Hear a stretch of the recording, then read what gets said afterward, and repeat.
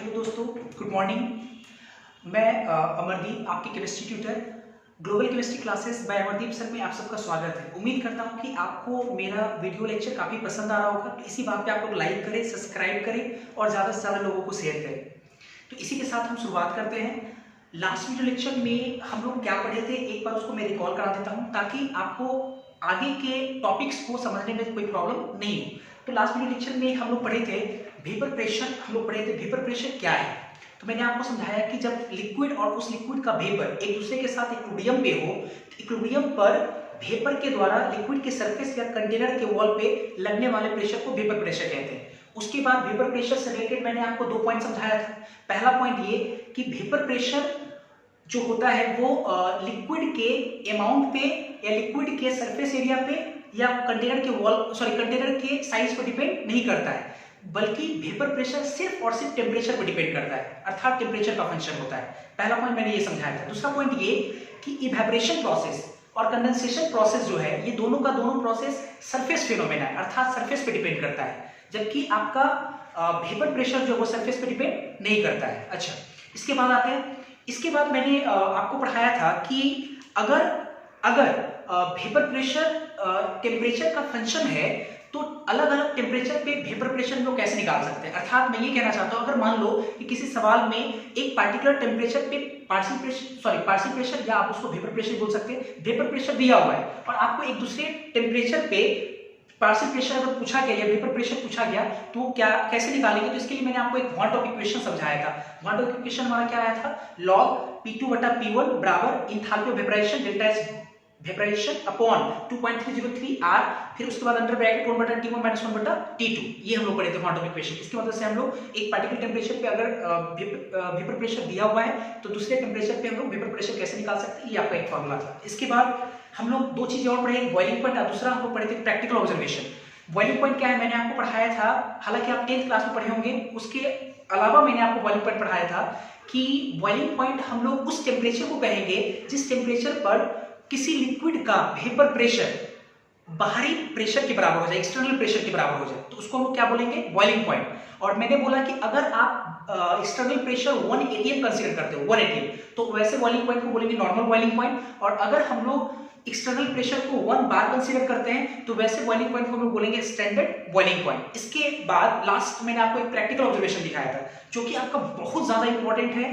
Please आप उसको एकदम दिमाग में लेकर चले, क्योंकि आगे के जितने भी पोर्शंस है वो इससे हमेशा रिलेटेड होगा, इससे हमेशा जो है जुड़ा हुआ एक कॉन्सेप्ट आगे बढ़ेगा। तो आप इसको बिल्कुल ध्यान रखें। वो क्या है मैं थोड़ा सा डिक्लेयर कर देता हूं। मैंने आपको समझाया था कि अगर 2 अलग अलग लिक्विड को अलग अलग कंटेनर में लेके आते हैं, तो ठीक है, अगर 2 अलग अलग सब्सटेंस को अलग अलग कंटेनर में लेके आते हैं, तो जो सब्सटेंस मोर वोलेटाइल, तो उसके द्वारा लगने वाला जो वेपर प्रेशर होगा वो ज्यादा होगा, है ना। जो कम वोलेटाइल है उसके रिस्पेक्ट में ज्यादा होगा। और क्यों होगा, आपको मैंने कॉन्सेप्ट समझाया था कि अगर मान लो कि जिसका जो सब्सटेंस ज्यादा वोलेटाइल है, इसका मतलब ये हुआ कि उसका वेपर इजिली बन रहा है, मतलब उसका वेपर ज्यादा से ज्यादा बन रहा है। और वेपर अगर ज्यादा से ज्यादा बना तो इसका मतलब कि उसके सरफेस पे, लिक्विड के सरफेस पे इमिट एरिया में ज्यादा से ज्यादा मॉलिक्यूल कोलाइड करेगा, अर्थात ज्यादा प्रेशर लगाएगा। लेकिन जो कम वोलेटाइल है, इसका मतलब कि वो कम वेपर बनाएगा, दिए हुए टेम्परेचर पे कम वेपर बनाएगा। और अगर कम वेपर बना है तो इसका मतलब कि यूनिट एरिया पे नंबर ऑफ मॉलिक्यूल कम लगेगा, कम कोलाइड करेगा, इसका मतलब कम प्रेशर लगाएगा। उसी में मैंने ये भी समझाया आपको कि जो ज्यादा वोलेटाइल होगा उसका बॉइलिंग पॉइंट ज्यादा होगा, उसका बॉइलिंग पॉइंट कम होगा। उसका बॉइलिंग पॉइंट क्या होगा, कम होगा। क्यों? क्योंकि जो ज्यादा वोलेटाइल है ऑब्वियस है वो कम तापमान पे आराम से वो इजिली क्या हो रहा है, इवेपोरेट कर जा रहा है, आराम से वो इजिली उड़ जा रहा है। लेकिन जो कम वोलेटाइल है, इसका मतलब कि उसको थोड़ा हीट करना पड़ेगा, थोड़ा टेम्परेचर बढ़ाना पड़ेगा, है ना, वेपर बनाने के लिए। तो अभी से उसका बॉइलिंग पॉइंट ज्यादा हो गया, जिसका जो ज्यादा वोलेटाइल उसका बॉइलिंग पॉइंट कम हो गया। क्लियर है यहाँ तक मैंने आपको समझाया। तो आज हम लोग एक नए टॉपिक के साथ स्टार्ट करेंगे। आज हम लोग पढ़ेंगे vapour pressure of solution. Last class में हम लोग पढ़े थे वेपर प्रेशर ऑफ लिक्विड या सिंगल कंपोनेंट, सॉल्यूशन नहीं पढ़ा था हम लोगों ने। तो आज हम लोग पढ़ेंगे vapour pressure of solution. Heading लगाते हैं, vapour pressure of solution, vapour pressure of solution.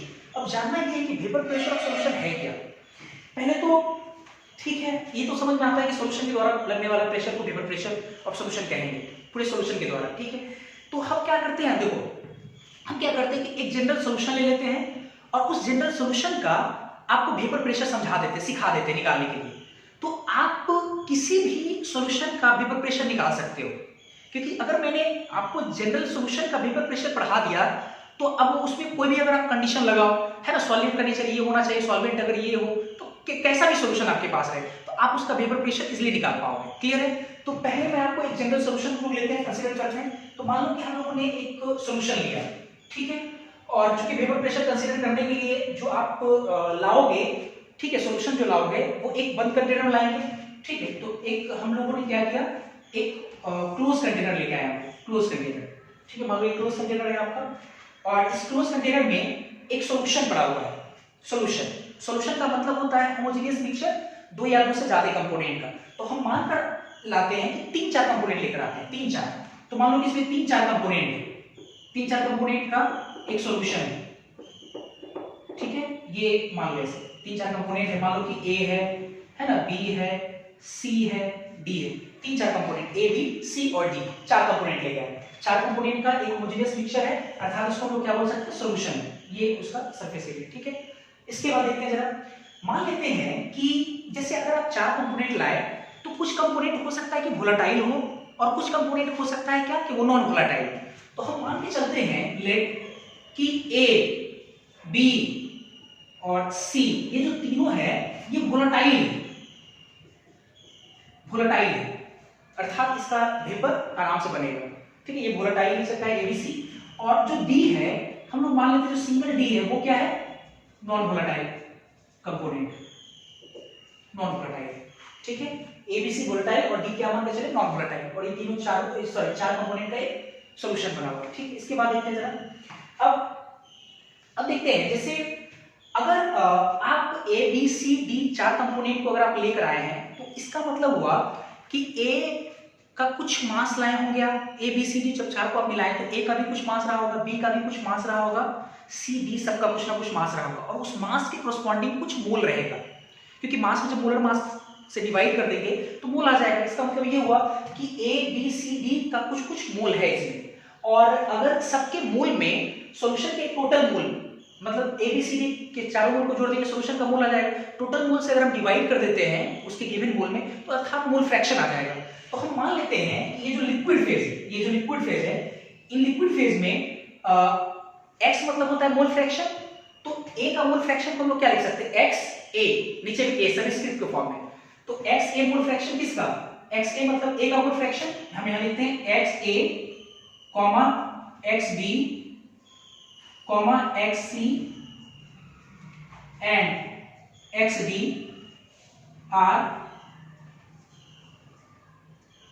are mole fraction, ठीक है, are mole fraction of A, B, C and D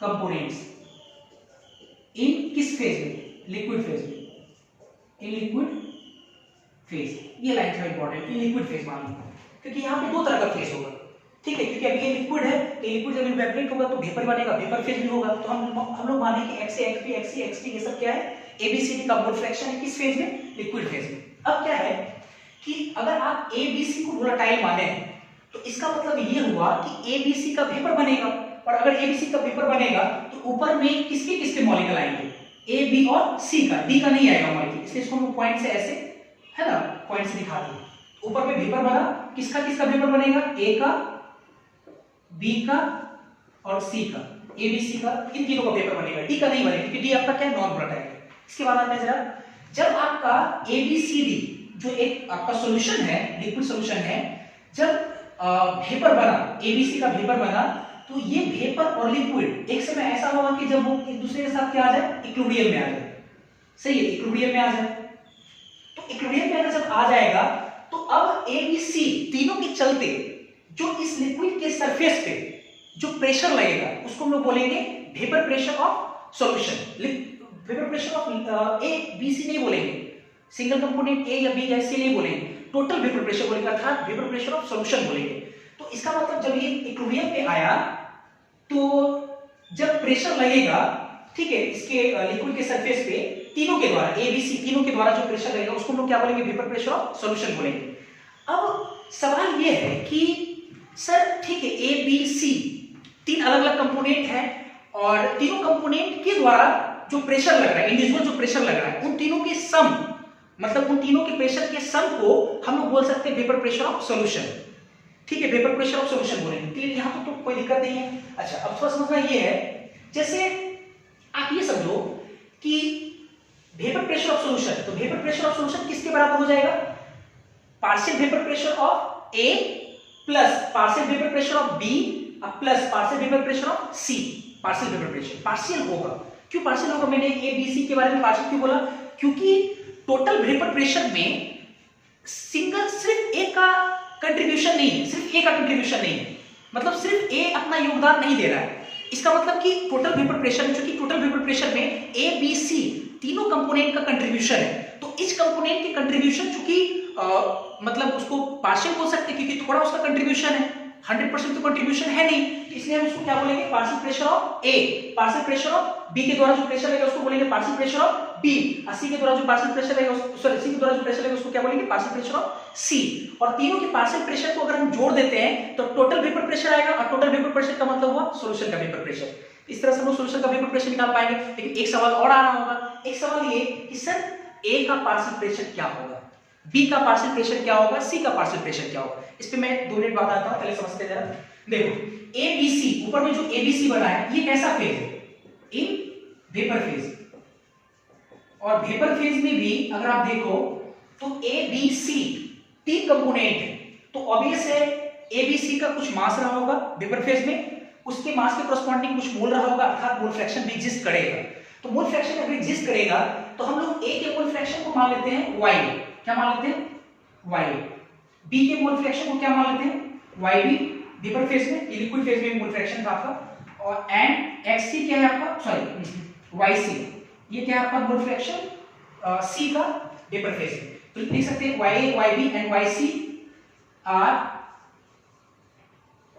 mole fraction of A, B and C,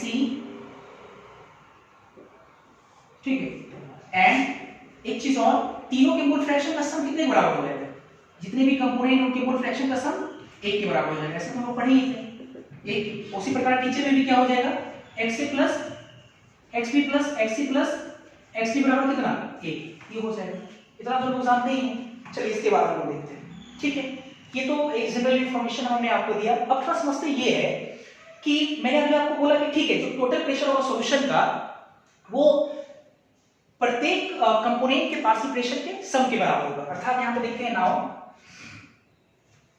मतलब vapour pressure of solution जो होगा PA plus PB plus PC के बराबर होगा। मतलब यहाँ पे वेपर देखते हैं, यहाँ पे vapour pressure VP, vapour pressure of solution मान लेते हैं P, जो प्रेशर लग रहा है वो मान लेते हैं P, ठीक है। Vapour pressure of solution P बराबर कितना होगा, PA PB और PC। PD तो होगा नहीं, ठीक है, PA plus PB plus PC के बराबर होगा।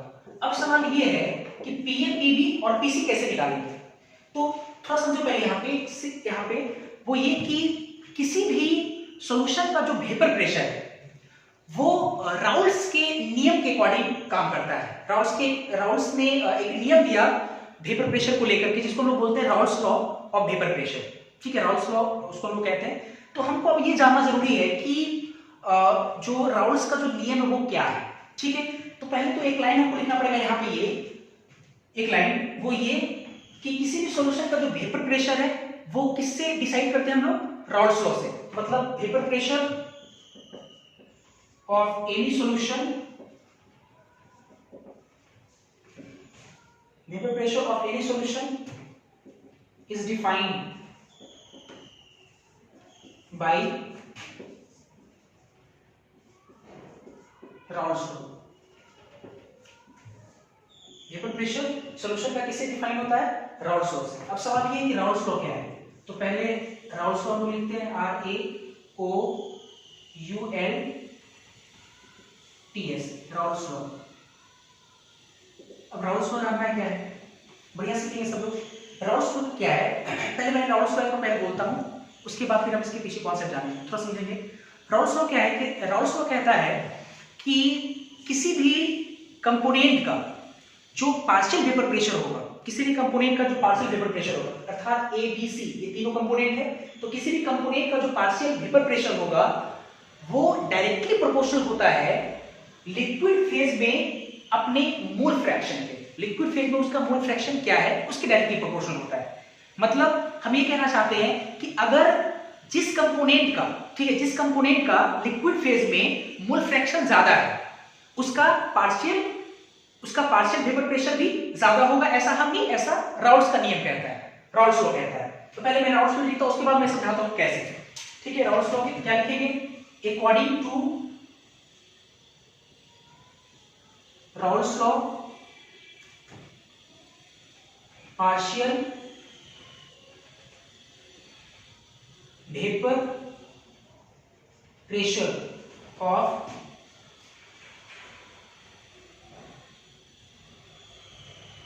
any components is directly proportional to its mole fraction in liquid phase। ये इंपॉर्टेंट, लिक्विड फेज मैंने लिखा है यहाँ पे, लिक्विड फेज में उस कंपोनेंट के मोल फ्रैक्शन के डायरेक्टली प्रोपोर्शनल होगा। राउल्स लॉ के अकॉर्डिंग किसी भी कंपोनेंट का जो पार्शियल वेपर प्रेशर होगा वो लिक्विड फेज में मोल फ्रैक्शन में क्या होगा, डायरेक्टली प्रोपोर्शनल होगा। अब सवाल है कि कैसे, क्योंकि देखो कोई भी जो नियम है वो डायरेक्ट नहीं आता है बल्कि किसी ना किसी कॉन्सेप्ट से निकल के आता है। तो सवाल ये है कि अब राउल्स ने ऐसा जो नियम है वो कैसे बनाया वो नियम, थोड़ा समझेंगे यहाँ पे। जैसे राउल्स का कहना है कि ये अकॉर्डिंग टू जो मैंने लिखा है यहाँ पे कि पार्शियल वेपर प्रेशर जो होगा किसी भी कंपोनेंट का वो डायरेक्टली प्रोपोर्शनल किसके, मोल फ्रैक्शन और लिक्विड फेज। इसके पीछे कॉन्सेप्ट क्या उसको समझाते हैं। इसके पीछे कॉन्सेप्ट क्या है इसको देखते हैं। जैसे ऐसे समझते हैं, जैसे मान लो कि एक सॉल्यूशन में 3-4 कंपोनेंट्स हैं, ठीक है, 3-4 कंपोनेंट जो कि माना भी मैंने यहाँ पे ए बी सी डी। अब थोड़ा ऐसे समझो कि जिसका मोल फ्रैक्शन ज्यादा है, मोल फ्रैक्शन ज्यादा किसका होगा, मैं बोलूंगा जिसका ज्यादा मोल है। क्यों, क्योंकि जो अगर मान लो 4 कंपोनेंट है तो हर कंपोनेंट का कुछ ना कुछ मोल है। जब आप उसके मोल फ्रैक्शन को निकालने जाते हो तो उसके मोल में टोटल मोल से डिवाइड करते हो। तो मेरा ये कहना है कि सारे कंपोनेंट के मोल फ्रैक्शन में जो नीचे वाला टोटल मोल आएगा वो तो सबके लिए सेम आएगा। तो इसका मतलब ये हुआ कि जिसका न्यूमरेटर ज्यादा उसका वैल्यू ज्यादा होगा, अर्थात उसका मोल फ्रैक्शन ज्यादा होगा जिसका मोल ज्यादा है, क्योंकि उसका मोल अपन टोटल मोल हम लोग लेते हैं। तो हम ये चीज बोलना चाह रहे हैं कि जिसका मोल ज्यादा है अर्थात उसका मोल फ्रैक्शन ज्यादा है, और उसका अगर मोल फ्रैक्शन ज्यादा है तो इसका मतलब ये हुआ कि उसका पार्शियल प्रेशर भी ज्यादा होगा। कैसे, इसको समझते हैं। फिर देखो, अगर मोल फ्रैक्शन ज्यादा है अर्थात मोल ज्यादा है, तो मोल ज्यादा होने का मतलब क्या हुआ ना कि कहीं ना कहीं लिक्विड के सरफेस पे जिसका मोल ज्यादा है उसके मॉलिक्यूल ज्यादा आ रहा है ऊपर में।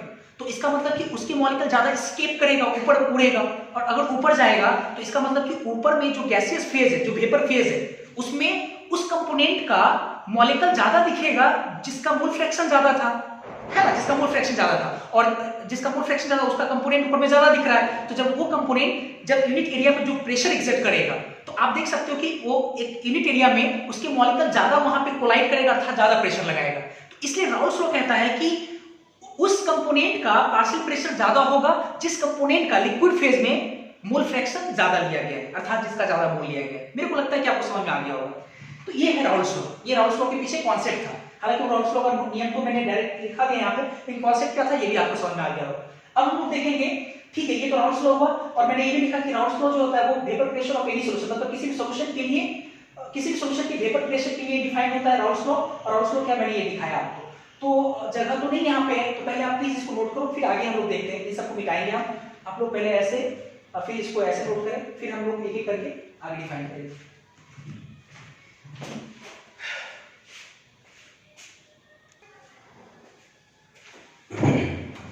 तो अभी हम लोग देखिए राउल्स लॉ क्या है, इसके बाद देखते हैं हम लोग। देखिए अकॉर्डिंग टू राउल्स लॉ,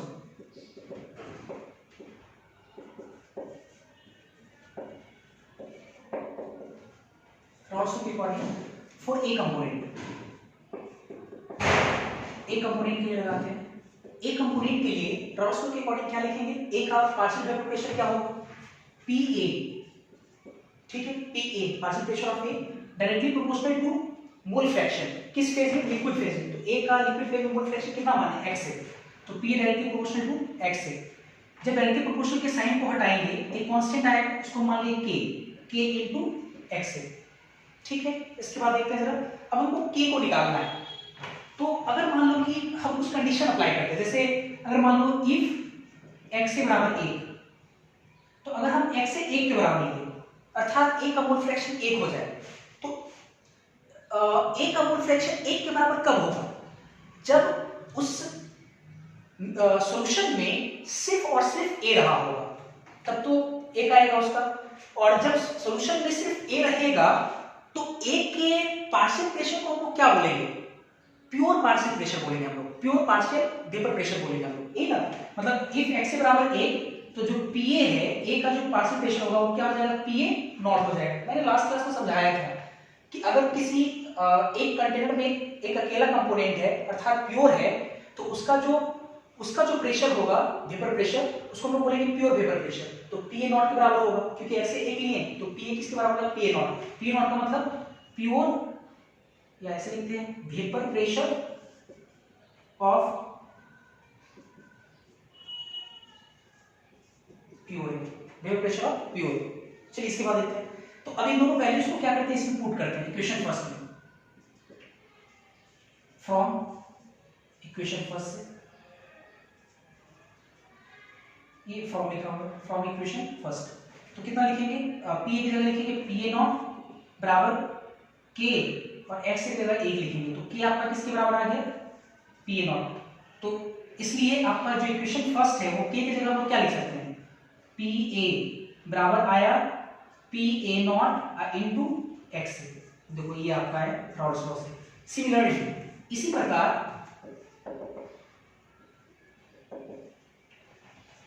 हम लोग बी कंपोनेंट के लिए क्या लिख सकते हैं, यहां से ये तो ए कंपोनेंट के लिए आया, बी कंपोनेंट के लिए क्या लिख सकते हैं, Pb बराबर Pb nought into xb, B का मोल फ्रैक्शन। उसी तरह Pc के लिए क्या लिख सकते हैं, Pc नॉट इनटू xc। उसी तरह Pd के लिए क्या लिख सकते हैं, Pd बराबर Pd नॉट इनटू xd। नहीं, Pd नॉट तो 0 होगा, अर्थात Pd 0 हो जाएगा। क्यों Pd नॉट क्यों 0 होगा, क्योंकि जो d है, जो आपका d है वो क्या है, नॉन वोलेटाइल है। और जब नॉन वोलेटाइल है तो इसका मतलब ये हुआ कि उसका कभी वेपर तो बनेगा नहीं, और अगर उसका वेपर बनेगा नहीं तो कोई प्रेशर, प्योर वेपर प्रेशर तो होगा नहीं, अर्थात Pd नॉट क्या होगा, 0 होगा। तो Pd नॉट 0 होने का मतलब हुआ कि Pd 0 हो जाएगा। तो नाउ हो गया, हमारा निकल गया। Now vapour pressure of solution, हमको सॉल्यूशन का वेपर प्रेशर चाहिए, इसको हम लोग क्या मान लेते हैं, P। तो P बराबर कितना लिखेंगे, Pa लिखते हैं, Pb, Pc और Pd, लेकिन Pd तो आपका 0 है, तो P बराबर कितना लिखेंगे हम लोग, P बराबर Pa कितने के बराबर है, Pa not into xa। Pb कितने के बराबर है, Pb nought into xd। Pc कितने के बराबर है, Pc नॉट इनटू xc। ये सब मोल फ्रैक्शन किसमें है ना।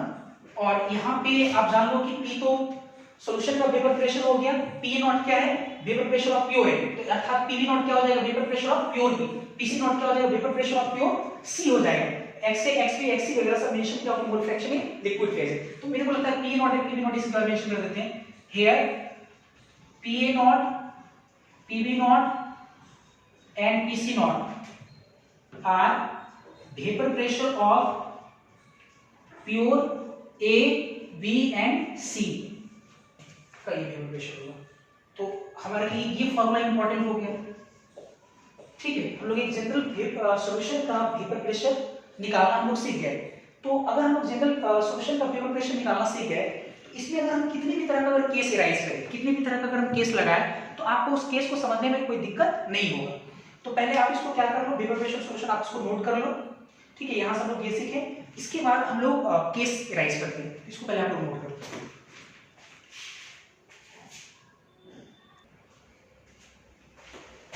अभी हम लोग जनरल सॉल्यूशन का वेपर प्रेशर पढ़ रहे थे।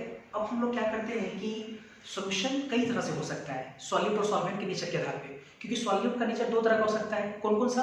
वोलेटाइल और नॉन वोलेटाइल। सॉल्वेंट भी हो सकता है वोलेटाइल या तो नॉन वोलेटाइल। तो इस आधार पे कई तरह का सॉल्यूशन बन सकता है। तो हम क्या करते हैं कि अब केस लगा करके एक एक करके सॉल्यूशन का हम लोग वेपर प्रेशर पढ़ेंगे। एक चीज़ और जानो कि जैसे मैंने आपको पहले ही चैप्टर का ओवरव्यू समझाया था कि हम लोगों को बाइनरी लिक्विड सॉल्यूशन के बारे में पढ़ना है, बाइनरी लिक्विड सॉल्यूशन। तो तुम जरा सोचो कि बाइनरी लिक्विड सॉल्यूशन है तो मैं सॉल्यूट कोई भी ले सकता हूँ, जैसे वोलेटाइल भी ले सकते हैं, नॉन वोलेटाइल भी ले सकते हैं, सॉल्वेंट वोलेटाइल भी ले सकते हैं, नॉन वोलेटाइल भी ले सकते हैं। इस आधार पर तो कई सारे बाइनरी लिक्विड सॉल्यूशन बन जाएगा। तो यही चीज़ है कि अब हम लोग जैसे जनरल लिक्विड सॉल्यूशन का हम लोग ने वेपर प्रेशर पढ़ा, तो हम लोग केस राइज करके पढ़ेंगे, ठीक है। और सबसे पहले हम लोग पढ़ेंगे वैसे बाइनरी लिक्विड सॉल्यूशन का वेपर प्रेशर, ठीक है, जिसमें सॉल्यूट नॉन वोलेटाइल हो और सॉल्वेंट आपका वोलेटाइल हो। और ये सबसे इंपॉर्टेंट केस है, क्योंकि मैंने आपको पहले ही बोला था कि इस चैप्टर में मेनली ज्यादातर वैसे बाइनरी लिक्विड सॉल्यूशन का वेपर प्रेशर पढ़ना है जिसमें सॉल्यूट नॉन वोलेटाइल और सॉल्वेंट वोलेटाइल हो। हेडिंग लगाते हैं हम केस फर्स्ट। हम लोग देखेंगे case first, vapour pressure of binary liquid solution in which इसमें क्या हो, solute is non volatile and solvent is volatile nature। ये होना चाहिए, ठीक है। बाइनरी लिक्विड सॉल्यूशन जिसमें solute non volatile, solvent volatile nature का। चलिए देखते हैं। तो हम एक क्लोज कंटेनर लेते हैं, जैसे ये लिया हमने, ठीक है। और इसमें हम लोग दो कंपोनेंट लेके आते हैं, जो कि आपका एक सॉल्यूट होगा एक सॉल्वेंट होगा। इसको हम लोग ऐसे दिखा दें, ये सॉल्यूशन है आपका, ठीक है। इसमें आपका दो कंपोनेंट है, ए है और बी है। ए जो आपका है, ये मान लो कि ए जो है ये आपका वोलेटाइल नहीं नॉन वोलेटाइल सॉलिड मान लेते हैं। ए को क्या मान लेते हैं, नॉन वोलेटाइल सॉलिड, ठीक है। ये आपका सॉलिड है जो कि नॉन वोलेटाइल। बी क्या मान लेते हैं, सॉल्वेंट। तो बी आपका कैसा सॉल्वेंट है, वोलेटाइल है, तो बी हो गया आपका वोलेटाइल सॉल्वेंट हो गया, बी आपका वोलेटाइल सॉल्वेंट, ठीक है। इसके बाद ए का mole fraction X A, B का mole fraction X B. X A and X B are mole fraction in liquid phase. Liquid phase important है, ध्यान रखना। लिक्विड फेज में हम लोग हमेशा मोल फ्रैक्शन को एक्स से रिप्रेजेंट करेंगे और वेपर फेज में मोल फ्रैक्शन को हमेशा हम लोग वाई से रिप्रेजेंट करेंगे, ताकि डिफरेंशिएट करने में प्रॉब्लम आपको नहीं हो। इसके बाद देखते हैं इतना हो गया। अब चूंकि ए आपका नॉन वोलेटाइल है, ऑब्वियस ऊपर में ए का वेपर नहीं बनेगा। बी आपका वोलेटाइल है, इसका मतलब कि ऊपर में सिर्फ किसका वेपर बनेगा, बी का। तो ये जब वेपर और लिक्विड एक दूसरे के साथ जब इक्विलिब्रियम पे आएगा, इक्विलिब्रियम पे, तो अब जो इक्विलिब्रियम पे आएगा ऊपर में क्या है, सिर्फ बी आ इक्विलिब्रियम पे आएगा। तो इस वेपर के द्वारा लिक्विड के सरफेस पे लगने वाले प्रेशर को हम लोग क्या बोलेंगे, वेपर प्रेशर, ठीक है। वेपर प्रेशर पी बोलेंगे हम लोग। तो इसी पी के बारे में हम लोग निकालना है यहाँ पे जानेंगे, हालांकि मैंने सब कुछ आपको पढ़ा चुका हूँ, ठीक है। अच्छा, यहाँ पे मोल फ्रैक्शन एग्जिस्ट नहीं करेगी क्योंकि सिर्फ सिंगल कंपोनेंट है, तो एक होगा मोल फ्रैक्शन बी का, ये तो है नहीं इसमें। चलिए इसके बाद देखते हैं नाउ। अब इसके बाद from Raoul's law, Raoult's law से हम लोग बी के लिए पार्शियल वेपर प्रेशर कितना लिख सकते हैं, पीवी बराबर कितना, PV nought into X B लिख सकते हैं हम लोग,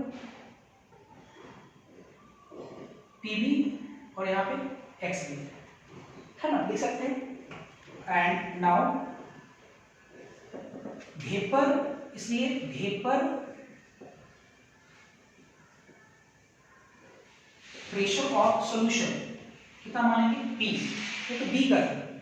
अच्छा, ए का भी लिख सकते हैं क्या हम लोग, ए का भी लिखेंगे तो पी बराबर कितना होगा, P A not into x है, लेकिन पी ए नॉट तो जीरो होगा, अर्थात पी ए कितना हो जाएगा, जीरो, क्योंकि ए आपका नॉन वोलेटाइल है, ठीक है। तो पी ए नॉट तो एग्जिस्ट ही नहीं करेगा, जीरो होगा।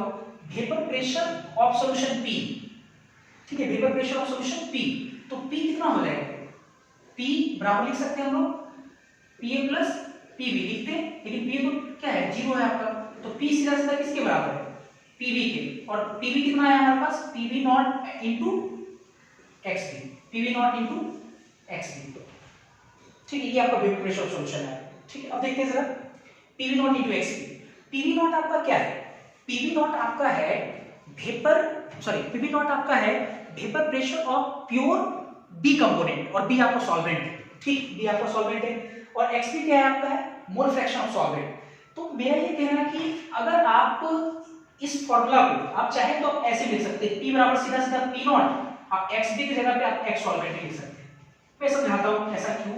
एक चीज बताओ, जैसे कि हम केस जो राइज किए इसमें सॉल्वेंट आपका नॉन वोलेटाइल है, सॉल्वेंट आपका वोलेटाइल है, तो जैसे मैंने बोल दिया कि सॉल्यूट नॉन वोलेटाइल है सॉल्यूट, तो उसका P नॉट तो एग्जिस्ट करेगा नहीं, P नॉट उसका एग्जिस्ट नहीं करेगा, ठीक है। तो इसका मतलब सिर्फ और सिर्फ सॉल्वेंट का जो है प्योर वेपर प्रेशर एग्जिस्ट करेगा, तो हम B यहां पे क्यों लगाएं, अगर हम P नॉट सिर्फ लिखेंगे इसकी जगह Pb नॉट की जगह पे, क्योंकि देखो B और A ये सब तब लगाते हैं जब उसको डिफरेंशिएट करना होता है, डिफाइन करना होता है, अंतर पता करना होता है। जब P नॉट है ही नहीं तो हम Pb नॉट क्यों लिखें, हम सीधा सीधा P नॉट लिखेंगे, और P नॉट हमको पता होना चाहिए P नॉट किसका है, सॉल्वेंट का, क्योंकि सॉल्वेंट का तो होगा नहीं, सॉल्वेंट तो एग्जिस्ट करेगा नहीं, तो इसलिए हम लोग क्या कर सकते हैं, यहाँ पे P नॉट लिख सकते हैं। अच्छा, B A ये सबसे अच्छा है कि हम लोग क्या कर देते हैं X और नीचे में लगा देते हैं सॉल्वेंट। तो आप ये फॉर्मूला याद रखें, वेरी वेरी इंपॉर्टेंट, इससे आपका कई सवाल बनेगा। मतलब अगर सॉल्यूट नॉन वोलेटाइल हो, सॉल्वेंट वोलेटाइल हो, तो वैसे सॉल्यूशन के चलते लगने वाला जो प्रेशर होगा P वो बराबर होगा P not into X solvent. Here ये क्या है, मेंशन करते हैं, P जो है वो वेपर प्रेशर ऑफ सॉल्यूशन है, P नॉट ये आपका क्या है, P नॉट क्या है, vapour pressure of pure solvent, pure solvent, बढ़िया से प्योर सॉल्वेंट, और X सॉल्वेंट तो आपको समझ में आएगा, मोल फ्रैक्शन ऑफ सॉल्वेंट, ठीक समझ में आएगा, ठीक है, ये आपका फार्मूला होगा, ठीक है। इसके बाद आते हैं जरा, इसके बाद इस फार्मूला को थोड़ा और सिंपलीफाई करते हैं, क्योंकि जब इस फार्मूला को और सिंपलीफाई करेंगे तो एक नया चीज देखने को अपने को मिलता है, देखते हैं। जैसे जब इसको हम सिंपलीफाई करेंगे, है क्या अपने पास, क्योंकि आपके पास है P बराबर P नॉट, ठीक है, इनटू X सॉल्वेंट, तो एक चीज तो यहां पे तय है, XA प्लस XB बराबर 1 होगा, ठीक है। A क्या है आपका सॉल्यूट, तो X solute plus X solvent बराबर कितना है, 1 है, यही ना। तो अगर X सॉल्वेंट और सॉल्वेंट 1 के बराबर, तो हम एक सॉल्वेंट की जगह पे सॉल्यूट के फॉर्म में कितना लिख सकते हैं, P बराबर P नॉट और 1 माइनस X सॉल्यूट लिख सकते हैं, ठीक है। इसको मल्टीप्लाई करते हैं तो क्या हो जाएगा, P बराबर P naught minus P not X solute, ठीक है, X सॉल्यूट। इसके बाद देखते हैं जरा, इसको इधर लाते हैं तो ये कितना हो जाएगा, P नॉट X सॉल्यूट बराबर कितना, P माइनस, सॉरी गलती लिखी, P naught minus P, P naught minus P, या इसी को थोड़ा पलट करके हम ऐसे लिख सकते हैं, P नॉट माइनस P बराबर P नॉट X सॉल्यूट, इतना जरूर लिख सकते हैं। अच्छा एक चीज और देखो, ये P नॉट माइनस P को हम लोग डिक्रीज इन वेपर प्रेशर बोल सकते हैं, डिक्रीज इन वेपर प्रेशर या लोअरिंग इन वेपर प्रेशर, क्यों बोल सकते हैं इसको थोड़ा समझते हैं। X सॉल्यूट जो है आपका वो मोल फ्रैक्शन ऑफ सॉल्यूट है, और मोल फ्रैक्शन कभी नेगेटिव नहीं होता है, ठीक है।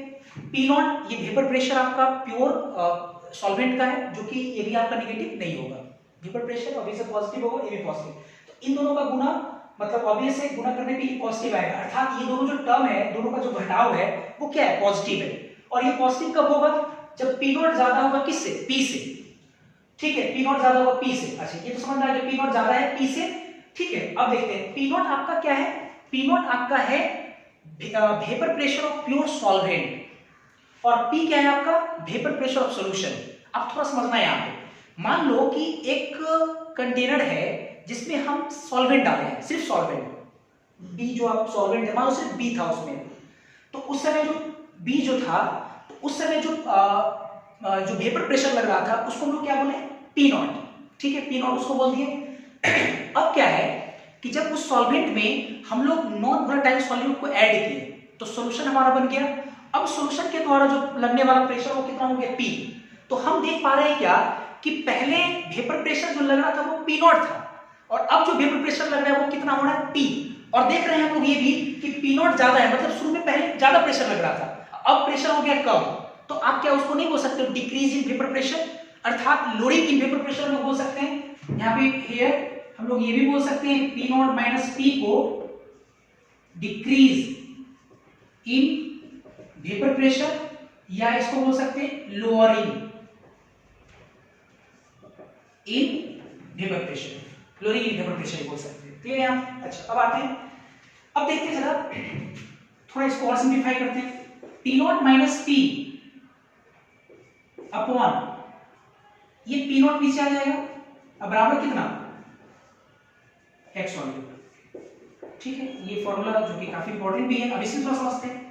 इसको हम लोग बोल देंगे, इस पूरे टर्म को हम लोग बोलेंगे relative loading of vapour pressure. क्यों रिलेटिव बोलेंगे थोड़ा समझते हैं। रिलेटिव का मतलब होता है तुलनात्मक, किसी के रिस्पेक्ट में। तो आप एक चीज देखो, आप P0 माइनस P को बोल रहे हैं लोडिंग इन वेपर प्रेशर, ठीक है, क्योंकि जो P0 है वो आपका सॉल्वेंट था और P आपका सॉल्यूशन है तो घट गया, तो आप इसको क्या बोल रहे हैं लोडिंग इन वेपर प्रेशर। और आप ये जो घटा है वेपर प्रेशर वो उसमें आप P0 से भागा दे दिए, और P0 क्या है सॉल्वेंट का वेपर प्रेशर। तो आप सॉल्वेंट के वेपर प्रेशर की तुलना में आप देख रहे हैं कि सॉल्यूशन का वेपर प्रेशर कितने से घट गया है, अर्थात इसको हम लोग बोलेंगे relative lowering in vapour pressure. मतलब रिलेटिव मतलब सॉल्वेंट की तुलना में सॉल्यूशन का वेपर प्रेशर कितना घटा है, इसी बात को हम लोग क्या बोल सकते हैं RLVP, relative lowering in vapour pressure. तो हम लोग P0 minus P upon P0 को अपॉन P0 हमेशा सॉल्वेंट के रिस्पेक्ट में देखना, ठीक है, क्योंकि सॉल्वेंट शुरुआत में था हमारा और ज्यादा भी। तो P0 बराबर P0 minus P upon P0, इसको हम लोग क्या बोल सकते हैं relative lowering in vapour pressure, या शॉर्टली इसको लोग लिख सकते हैं RLVP। ये काफी पॉपुलर है ना RLVP, शॉर्टली RLVP काफी ज्यादा यूज होता है RLVP। तो यहां से हम लोग क्या सीखे, यहां से फाइनली कि जो RLVP है, नाउ RLVP बराबर कितना P0 minus P upon P0, P0 बराबर कितना x सॉल्यूट। ये हम लोग सीखे यहां से, और ये फॉर्मूला जो है काफी ज्यादा इंपॉर्टेंट, वेरी वेरी इंपॉर्टेंट, क्योंकि ये जो आपका RLVP है, ये RLVP एक प्रकार का क्वालिटेटिव प्रॉपर्टीज होता है। हालांकि मैंने आपको पढ़ाया नहीं क्वालिटेटिव प्रॉपर्टीज, लेकिन आगे जब हम लोग पढ़ेंगे तो हम लोग जानेंगे कि RLVP एक प्रकार का क्या है क्वालिटेटिव प्रॉपर्टीज है। ठीक है, तो हम लोग अभी तक क्या सीख पाए कि अगर एक सॉल्यूशन है जिसमें सॉल्वेंट नॉन वोलेटाइल सॉल्वेंट अगर वोलेटाइल है तो वेपर प्रेशर ऑफ सॉल्यूशन जो P होगा P0 इनटू x सॉल्वेंट के बराबर होगा। इसी को थोड़ा सा और सिंप्लीफाई किए, सिंप्लीफाई करने के बाद P0 minus P upon P0 आता है, इसको हम लोग RLVP कहते हैं, और RLVP बराबर P0 minus P upon P0 बराबर कितना है x सॉल्यूट है, x solute mole fraction of solid के बराबर हो जाता है। ठीक है, ये फॉर्मूला काफी इंपॉर्टेंट है, तो ये भी इंपॉर्टेंट आप ध्यान रखेंगे। इसके बाद अगर देखते हैं, इसके बाद ये देखेंगे, जैसे अब देखो क्या है कि ठीक है हम लोग RLVP ये लिया है, अब देखो क्या है कि RLVP मैंने आपको बोला कि ये कहीं ना कहीं आपका क्वालिटेटिव प्रॉपर्टीज है। ठीक है, अब देखो क्वालिटेटिव प्रॉपर्टीज अभी तो हमने आपको पढ़ाया नहीं है, लेकिन थोड़ा सा मैं आपको एक लाइन मेंशन करता हूं कि RLVP, ठीक है, relative loading of vapour pressure जो क्वालिटेटिव प्रॉपर्टीज है, इसका इस्तेमाल मतलब क्वालिटेटिव प्रॉपर्टीज का जो यूज है वो यूज हम लोग जो है वो लगाते हैं सॉल्यूट के मॉलिक्यूलर वेट को कैलकुलेट करने में, सॉल्यूट के मॉलिक्यूलर वेट को कैलकुलेट करने में।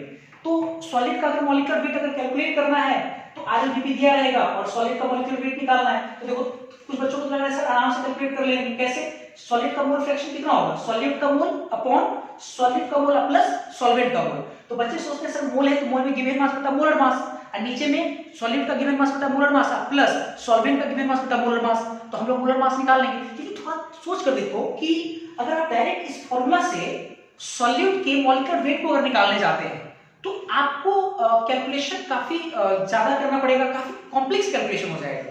कैसे, गिवन मास बटा मोलर मास, और फिर नीचे में गिवन मास बटा मोलर मास, और फिर सॉल्वेंट का गिवन मास बटा मोलर मास। आपको नहीं लगता है कि यहाँ पे एलसीएम लेना है, गुना भागा करना है, फिर क्रॉस मल्टीप्लिकेशन करना है, तो उससे बचने के लिए क्या करना पड़ेगा, हमको इसको थोड़ा फर्दर और सिंप्लीफाई करना पड़ेगा। और जैसे इसको सिंप्लीफाई कर लेंगे, जब फॉर्मूला आएगा उसमें आराम से आप क्या कर सकते हैं, मॉलिक्यूलर वेट सॉल्यूट का निकाल सकते हैं। तो पहले आप इसको नोट करें, ये काफी इंपॉर्टेंट केस है आपका, क्योंकि हमने पहले ही चैप्टर से ओवरव्यू में पढ़ा है। Very very important. नोट करो पहले इसको।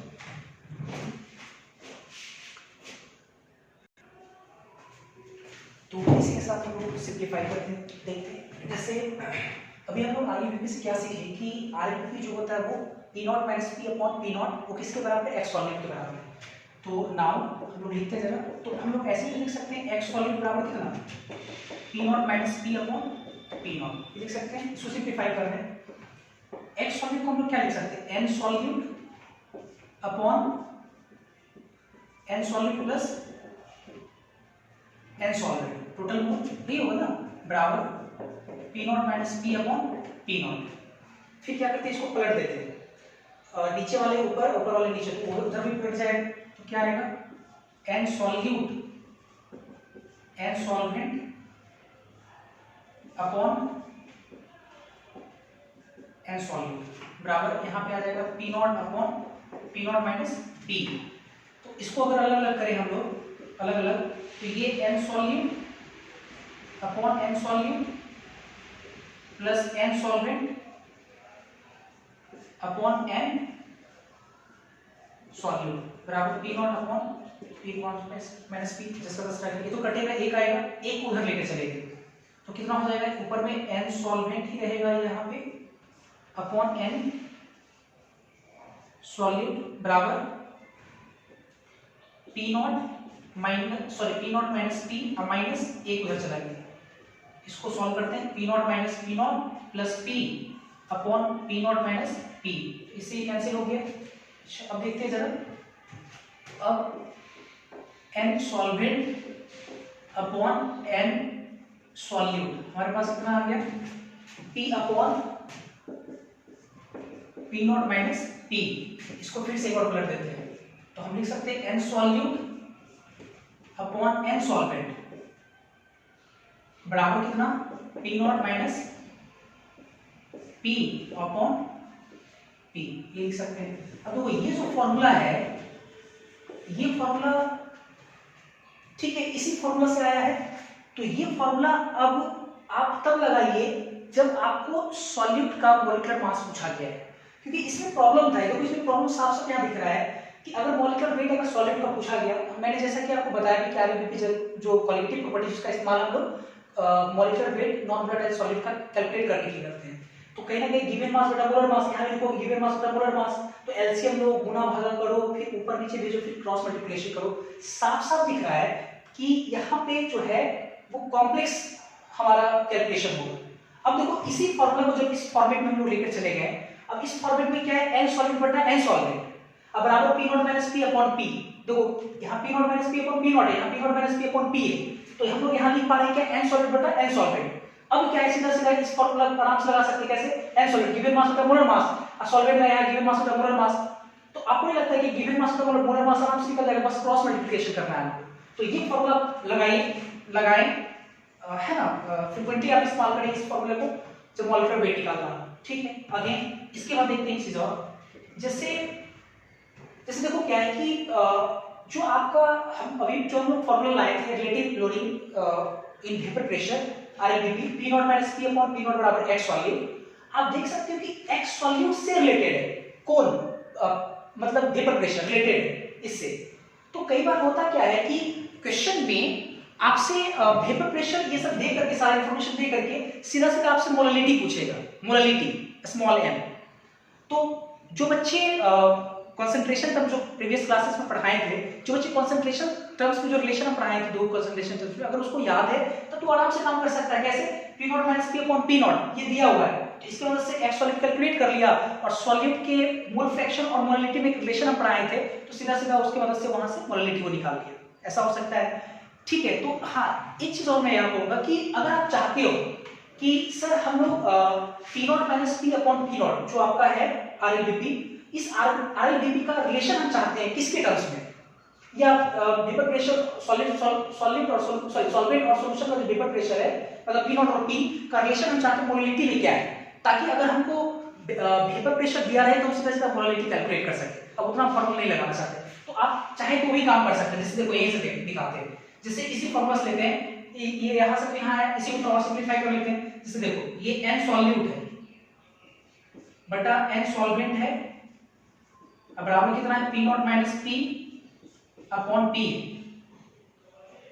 यहाँ पे आरबीपी नहीं है, p naught minus p upon p, ठीक है।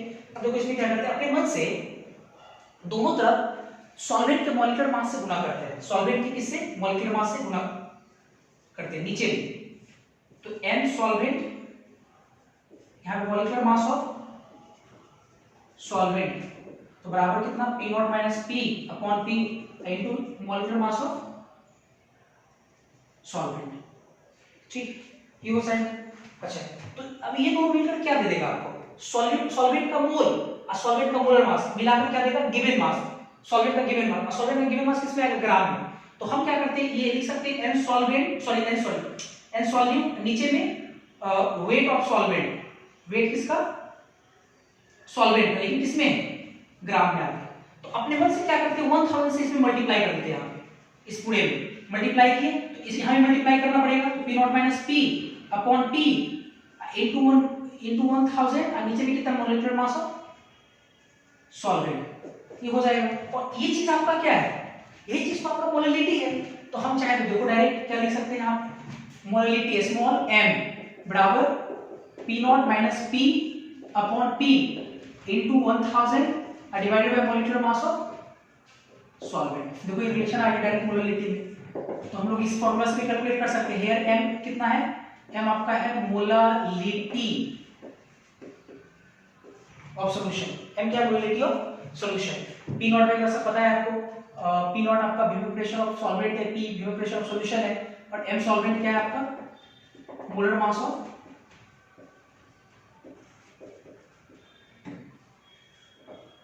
सॉल्वेंट है, ठीक है। ये डायरेक्ट हम क्या किए, वेपर प्रेशर और मोलालिटी में रिलेशन लगा दिया।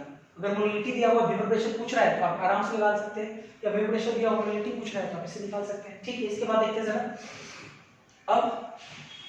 अब देखो अगर मान लो कि सॉल्यूशन काफी डाइल्यूट है, थोड़ा समझिए अच्छे से यहाँ पे, अगर मान लो कि सॉल्यूशन काफी डाइल्यूट है, ठीक है, केस एक दिखाते हैं यहाँ पे, अगर मान लो 4 वेरी डाइल्यूट सॉल्यूशन, तो क्वेश्चन में मेंशन किया होगा सॉल्यूशन कैसा है, काफी डाइल्यूट है।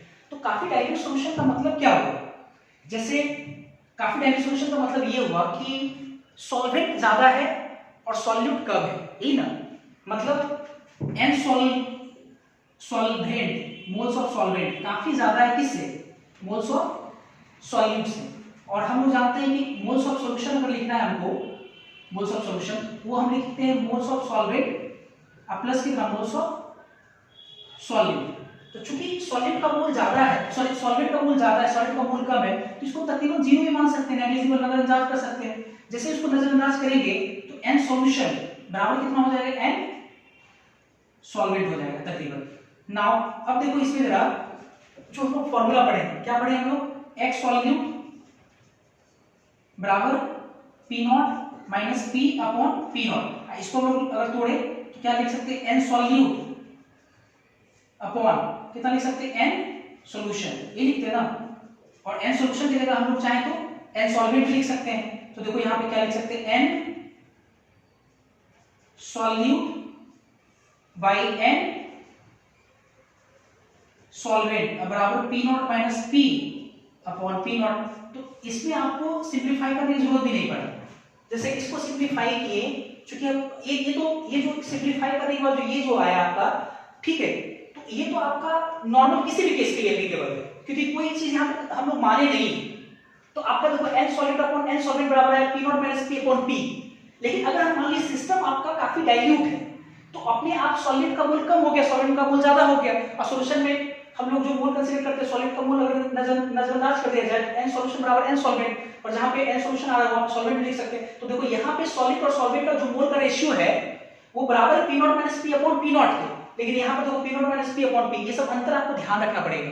तो ये भी फॉर्मूला इंपॉर्टेंट है, लेकिन ये तब लगाएंगे जब वेरी डाइल्यूट सॉल्यूशन है, और ये आप फ्रिक्वेंटली इस्तेमाल करें, क्योंकि कोई भी हम लोग यहाँ पे कंडीशन अप्लाई नहीं किए तो ये किसी भी केस में लगा सकते हैं। हार्मोनिटी रिलेशन, तो ये तीन आपको जो फॉर्मूला दिए हैं ये काफी इंपॉर्टेंट है, इससे आपका बहुत सारा क्वेश्चन बनेगा। तो ये था जाकर के आपका पूरा प्रेशर जितने भी तरह का था मैंने यहाँ पे पढ़ाया आपको। अभी केस तो फर्स्ट पढ़ेगा, हालांकि इससे बहुत सारा आपका क्वेश्चन बनेगा, तो प्लीज आप इसको नोट करें, फिर क्वेश्चन वगैरह देखते हैं।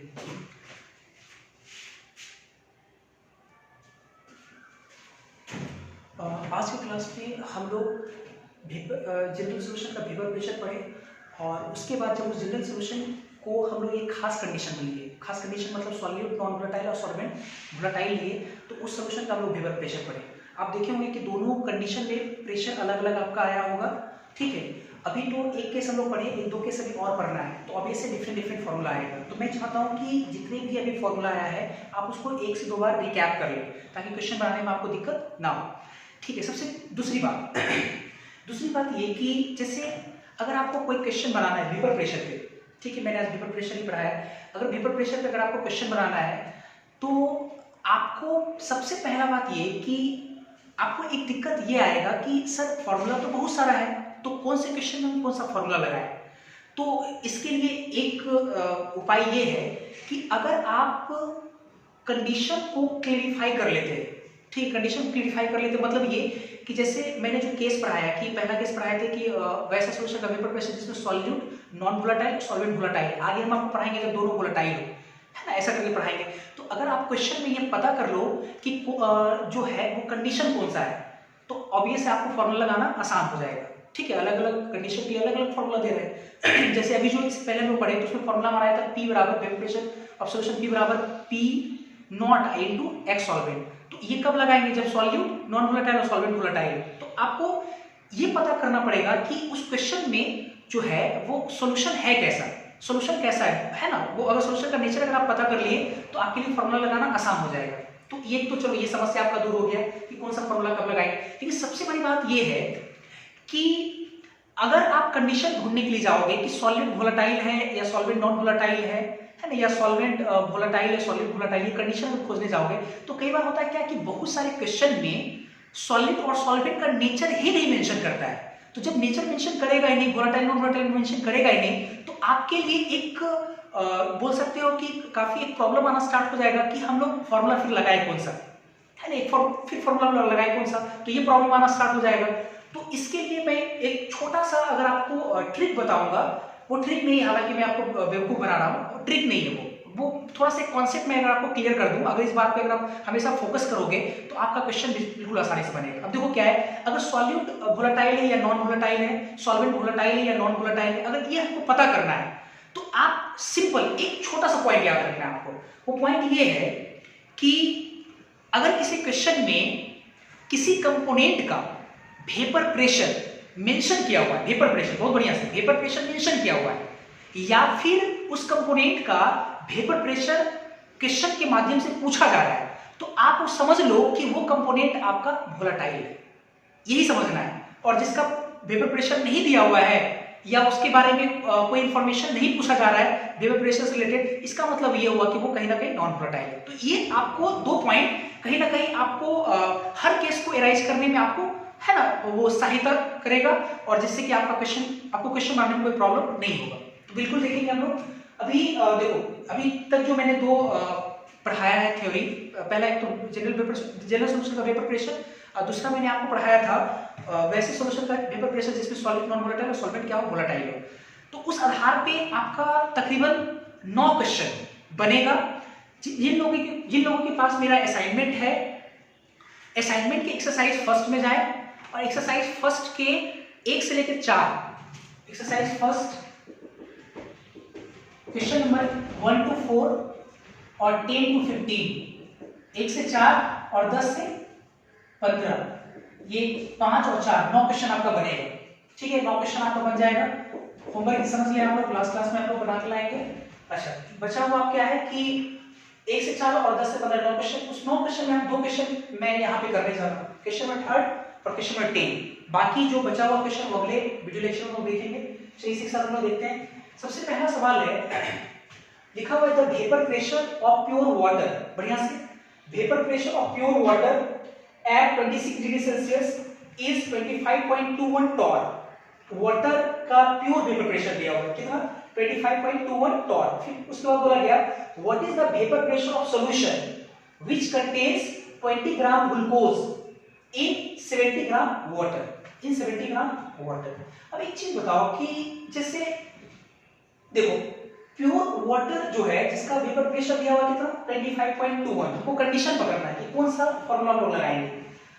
फिर आपसे बोला गया कि what is the vapour pressure of solution मतलब सॉल्यूशन का वेपर प्रेशर पूछ रहा है आपसे और बोला गया कि उस सॉल्यूशन में 20 ग्राम ग्लूकोज प्रेजेंट है मतलब पानी में ग्लूकोज है इन 70 ग्राम वाटर मतलब 70 ग्राम पानी में जो कि पानी में 20 ग्राम ग्लूकोज प्रेजेंट है। तो पहले तो आप ये सोचो कि कौन सा केस है ये। तो मेरा मानना है कि ये जो केस आपका है ना वो फर्स्ट केस है जो मैंने अभी आपको पढ़ाया है। कैसे इसको देखते जरा जैसे कि देखो पानी सॉल्वेंट है ग्लूकोज इन 70 ग्राम वाटर पानी सॉल्वेंट है और सॉल्वेंट का प्योर वेपर प्रेशर कितना दिया 25.21 ठीक है ये दिया हुआ है। अच्छा इसका मतलब कि सॉल्वेंट आपका क्या हो गया वोलेटाइल हो गया बिल्कुल क्योंकि उसका वेपर प्रेशर दिया हुआ है तो यही तो मैंने बोला था। अच्छा उसके बाद आते हैं what is the vapour pressure of solution आपसे सॉल्यूशन का वेपर प्रेशर पूछ रहा है और which contains 20 gram of glucose उसमें सॉल्वेंट क्या है ग्लूकोज है और ग्लूकोज के वेपर प्रेशर के बारे में ना तो वो मेंशन कर रहा है और ना ही वो आपसे पूछ रहा है।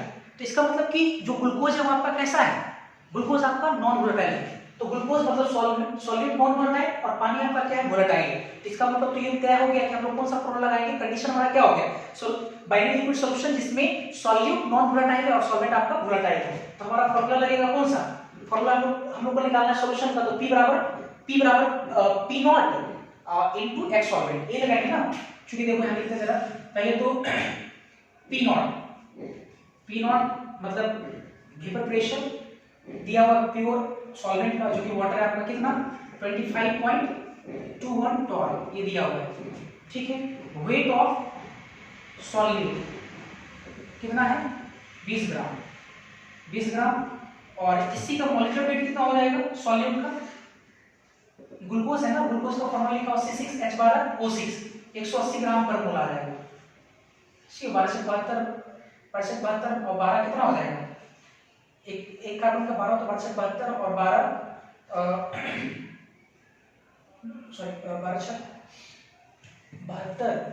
और 12 हो गए 84 और 16 96 84 और 96 84 और 96 तो कितना हो जाएगा 96 में 4 जोड़ दिए तो 100 और 180 ठीक तो 180 ग्राम पर मोल आ गया ठीक है। इसके बाद देखते हैं जरा और सॉल्वेंट का वेट W सॉल्वेंट जो कि वाटर आपका है 70 ग्राम और इसका मॉलिक्यूलर वेट ऑफ सॉल्वेंट भी हमको पता है क्योंकि पानी है कितना 18 ग्राम पर मोल ठीक है ये दिया हुआ है। नाउ हमको निकालना क्या है वेपर प्रेशर ऑफ सॉल्यूशन तो P लगाओ जरा P बराबर कितना P not into x solvent P निकालना है vapour pressure of solution P not कितना है 25.21 या इसको लगाने से पहले इसको थोड़ा और स्प्लिट कर लेते हैं P नॉट x सॉल्वेंट को कितना लिख सकते हैं मोल्स ऑफ सॉल्वेंट बटा मोल्स ऑफ सॉल्यूट और मोल्स ऑफ सॉल्वेंट थोड़ा और इसको सिंपलीफाई करते हैं तो P बराबर कितना लिख सकते हैं हम लोग P not into n solvent की जगह given mass of solvent molar mass of solvent divided by given mass of solute molar mass of solute given mass of solvent molecular mass of solvent value put कर देते हैं P बराबर P not कितना है सिर्फ आपको solve करना है 25.21 ठीक है। गिवन मास कितना है सॉल्वेंट का 70 बटा 18 नीचे में यहाँ कितना सॉल्यूट कितना है 20 बटा 180 प्लस 70 बटा 18 इसको सॉल्व करना है आंसर आ जाएगा आपका 12 ठीक है। ये एक सवाल करा दी। इसके बाद देखते हैं क्वेश्चन नंबर 10 है आपके असाइनमेंट का लिखा हुआ calculate the relative Tshering in vapour pressure आपको RLVP कैलकुलेट करना है ठीक है। फिर बोला गया if 100 gram of non volatile solute non volatile mention किया हुआ है जिसका 100 ग्राम है और उसका मॉलिक्यूलर वेट भी कितना है 100 है are dissolve in 432 gram 432 gram in water पानी के 432 ग्राम में है ना नॉन वोलेटाइल सॉल्यूट का 100 ग्राम डिसॉल्व किया गया डाला गया ठीक है। तो आपसे RLVP पूछ रहा है तो देखिए डायरेक्ट हम लोग RLVP हम लोग क्या पढ़े अभी फॉर्मूला RLVP बराबर होता है P naught minus P upon P not. तो वेपर प्रेशर से तो रिलेटेड कोई चीज तो दिया हुआ है नहीं, सॉल्वेंट का नहीं दिया हुआ है, सॉल्यूशन का दिया हुआ है, इससे तो नहीं निकलेगा। लेकिन हाँ जानते हैं कि ये किसके बराबर है, ये बराबर है x सॉल्यूट के। तो इसका मतलब RLVP बराबर कितना x सॉल्यूट। सॉल्यूट का information mole fraction of solute का इंफॉर्मेशन दिया हुआ है, कैसे क्या लिखेंगे, मोल्स ऑफ सॉल्यूट बटा टोटल मोल, तो moles of solute plus moles of solvent. Moles of solute कितना लिख सकते हैं, गिवन मास बटा मोलर मास, तो गिवन मास सॉल्यूट का गिवन मास बटा मोलर मास सॉल्यूट। यहां पे given mass of solute molar mass of solute plus given mass of solvent molar mass of solvent. चलिए वैल्यू पुट करते हैं, यहाँ पे सारा इंफॉर्मेशन दिया हुआ है। गिवन मास ऑफ सॉल्यूट कितना है 100 ग्राम, तो 100 और उसका मोलर मास कितना 100 मेंशन किया हुआ है, डिवाइडेड बाय 100 बटा 100 प्लस सॉल्वेंट। सॉल्वेंट आपका कितना वाटर है, वाटर का मास 432 है बटा 18। इसको सॉल्व करना आंसर आ जाएगा। ठीक है, ऐसे और भी बहुत सारे क्वेश्चन है, अगली क्लास में हम लोग देखेंगे।